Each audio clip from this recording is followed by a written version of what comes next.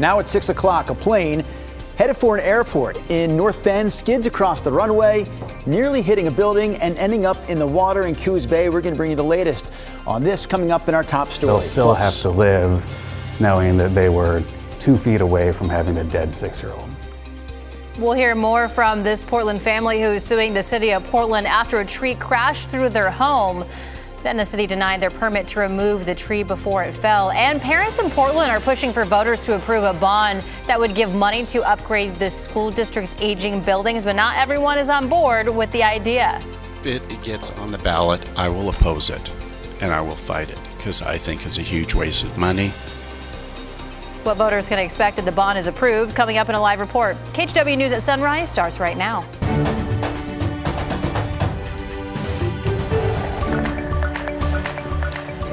Good morning, and thank you for joining us on your Tuesday. I'm China Green. And I'm Drew Carney. Before we go anywhere else, we need to bring these gentlemen into the picture. Rod Hill, Chris McGinnis talking traffic and weather. Yeah, I'm looking at Chris's highway camera there, and the pavement looks pretty dry. That's been the story in Portland over the last several hours, but there is rain gathering offshore. Here it is on radar. A little bit of light rain just to the west, but look at all the rain gathering up around Astoria. So our forecast moving forward today basically calls for waves of rain to come in between 7 and 2 p.m. this afternoon. Right now we're at 52.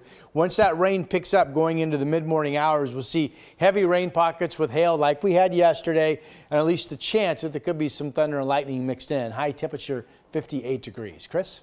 Great eye. You notice the dry pavement, and you also notice not many cars on that stretch of roadway. That, of course, is in North Portland, I-5 up near Marine Drive. That looks good. Banfield looks pretty good as well. So far, the freeway drive in good shape. A couple of reminders. SR 4 between Cowlitz and Wahkiakum County. Tree trimming again today and through the rest of the week. Expect delays there up to 15 minutes at a time if you're traveling there. And on the Sunset, doing some road maintenance with tree trimming. Today, it's the eastbound lanes. One eastbound lane closed between Sylvan and Jefferson. That's from 8:30 to 3.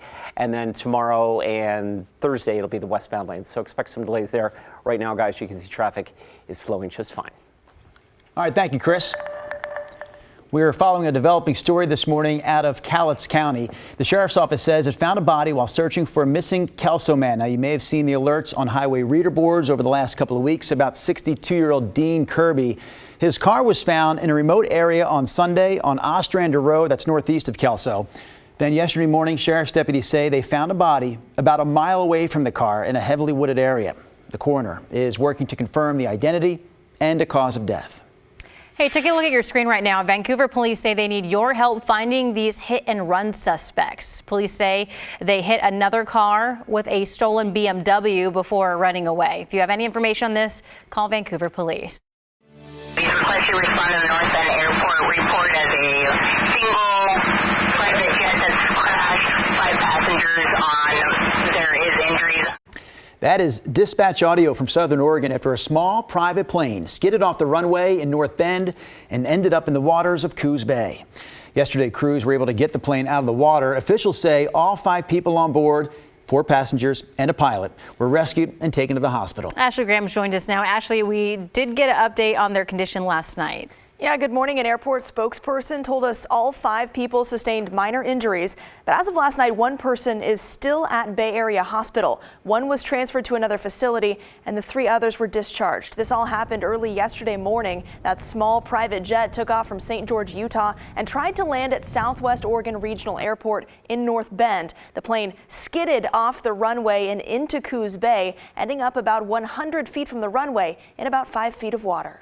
There was actually a witness that witnessed the plane going off the end of the runway, so a call was made to emergency responders. I know that within just a short period of time, they were in an ambulance being taken to the hospital.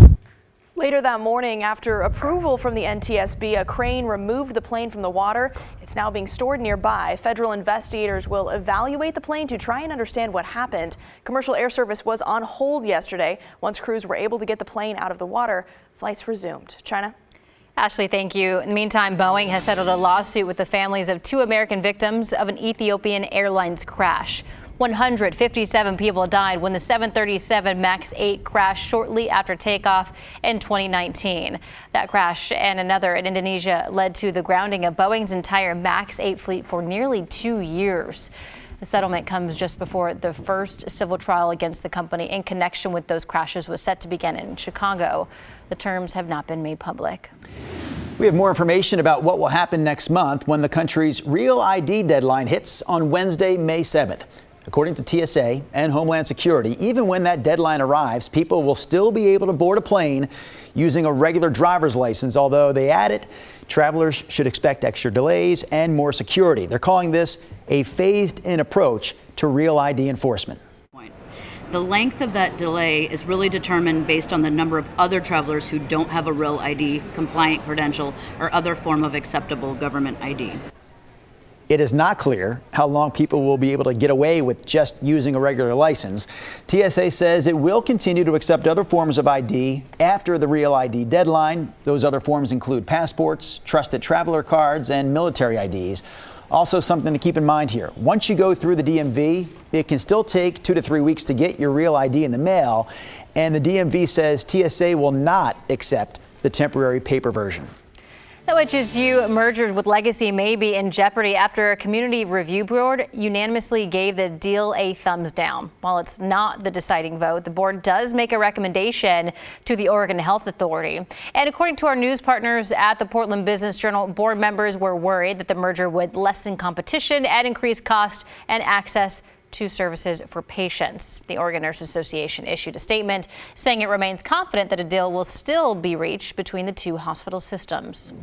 Meanwhile, nearly 1,900 faculty members at the University of Oregon ratified a new contract with the school, ending their threat of a strike. According to the workers' union, 97% of its members who voted chose to ratify the agreement, settling negotiations just hours before the strike deadline.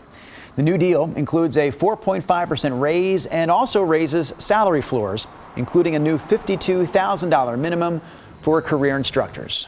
Some Oregon firefighters are on their way back home from North Carolina after they helped battle several wildfires there over the past month. 39 firefighters went to go help contain the Black Complex fire, which burned more than 7,600 acres.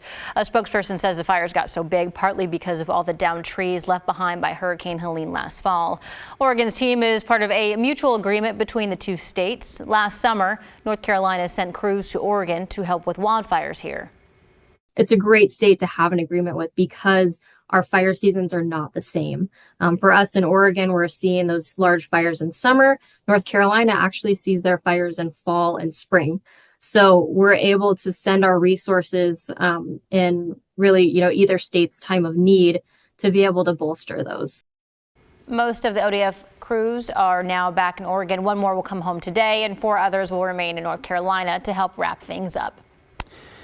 China Green, may I ask you, do you prefer a chocolate or vanilla-based ice cream or a fruit-based ice cream? Fruit. You do like the fruity ice cream.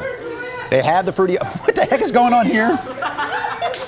Blind taste testing? Is that what they're doing, or are they just trying to attack each other? It's so funny. They're laughing about the blindness of their taste testing.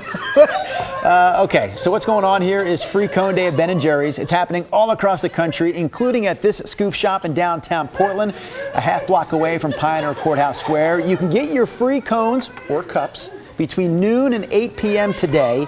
And the first hour at this scoop shop, again in downtown Portland, will feature scoopers that you may have heard of before, including myself, David Mulco, Christine Pitawatich, Lacey Evans, the great host of Hello Rose City. I almost said Portland today, which was about a 1,000-year-old show here at KGW. We're talking about Hello Rose City. Rod, I noticed that you and China are not signed up to do the scooping at noon, but then I realized it's because you have to stay here and do the news at noon. Yes. Professional responsibilities. Yep, sorry. It might be because I can't scoop and not taste test at the same time, and the health department doesn't allow you to do both simultaneously. Yeah, it's disgusting. It's a weird thing. Yeah. It's great to see those youngsters out there having so much fun with us this morning.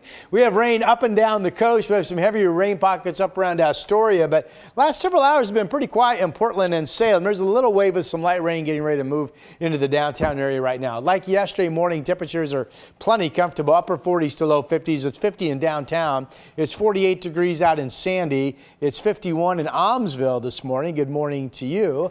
And here's a look at Futurecast. I just want you to realize that we're basically tracking a low offshore that's going to send a surge of moisture in basically between 7 o'clock this morning and about 2 o'clock this afternoon. Now this is 9 and this is 2, and then notice how we're on the back end of it, and after 2 we start to dry out. So this window of rain coming in 7 to 2 today, like yesterday, will include heavy embedded showers, probably some hail reports, and at least a chance of some thunder and lightning. We had literally, as far as I know, 2 strikes yesterday.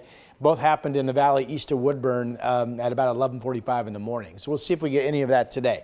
Thunderstorm threat out over the Blues today, but pretty dry down in Burns, and I think a mainly dry day in Central Oregon. Just some lingering, or not lingering, but some light showers potentially. All right, 7-day forecast for you. So today, 58 degrees. If you have plans later this afternoon, after 2 o'clock, we quickly calm down and get pretty dry, and then the rain chance completely gone overnight tonight. So tomorrow's all dry, partly cloudy, 67. Thursday morning is all dry. Rain develops going into the mid-afternoon hours, it looks like. Friday, and then we go kind of back and forth. Friday could be dry. Saturday's a wet day. Could be raining on and off throughout much of the day, only about 55 degrees, but then we're dry on Sunday. We could be dry on Monday as well, and that is your forecast.